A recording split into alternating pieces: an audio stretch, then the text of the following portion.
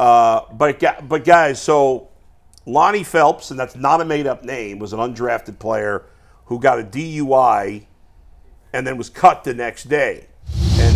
And Anthony asked the question to us, do you get the feeling the Browns are running a more no-nonsense attitude this offseason? And I would say this is proof of nothing. I would agree with you. Yeah. This is proof of, depending on what you bring and what your potential is, right. Determines how long the leash is that you have.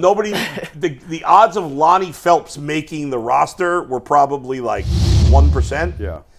Even if he made it, he would have been the last guy in his position group. I don't know what position he played. What was defensive end? Yeah, I mean, he wasn't making this team. Even if he did, he would be the last guy, and the odds are. What a terrible decision maker. Like, what a terrible decision maker. Yeah. Like, you're barely holding on to what little claim you have in the NFL. Right. And then, like, nobody's going to pick him up after that. I don't buy that the Browns are running any kind of no-nonsense, tougher situation here. No. In any way. Certainly, this is not proof of anything because this guy's a nobody. If Myles Garrett had done the same thing. They're not releasing him tomorrow. And I shouldn't even say Myles Garrett. Even if it's a guy who's just like. Ogbo. Yeah, like they're not cutting him. They're not cutting anybody that can help them because of this. They're not. They cut him because why bother? He wasn't going to make the team anyway. This may be an inconsequential player. Yeah. In terms of the action and reaction to which the Browns acted. I do like the swift action coming from the Browns in this regard, though. I mean, we saw it a little bit last year with Perrion Winfrey when that video came out and they said thank you, but no thank you, we're going to move on. Does it change? I thought they took too long with Winfrey. Well, this was quicker than Perrion Winfrey. Oh, yeah. Perrion took a day and a half. Any this took team about in the 4 NFL hours. would have probably done the same thing with a guy like this.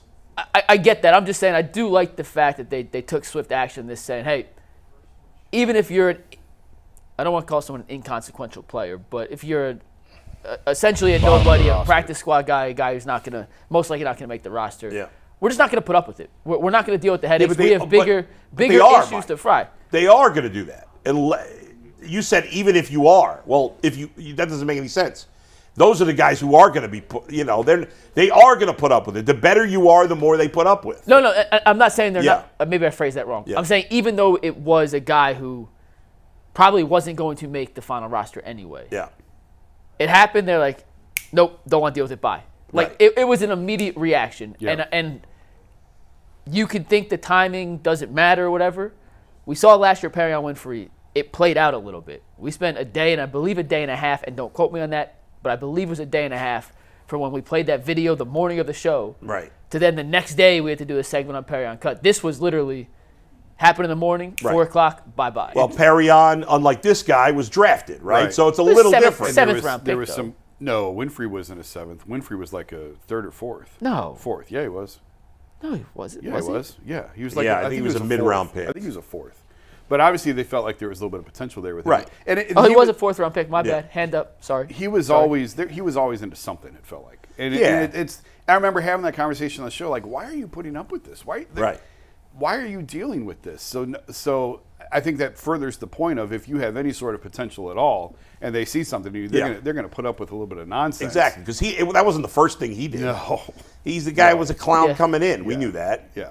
But and that's it. So the lower you are down the food chain in any sport, the less tolerance they have. Yes. So this is not kudos. I'm not knocking the Browns. Right. But I'm not going to give them props for this because to me it's meaningless. Yeah. I just can't believe that you leave camp and they say, "Don't be an idiot." And the first thing first thing you do when you know and listen, I don't know Lonnie Phelps at all. He had to understand his situation on this team as a practice squad guy. Last year, he had to understand that if he was going to make this 53-man roster, he was going to have a hell of a camp, a hell of a preseason, a hell of a OT. Like, everything had to go his way.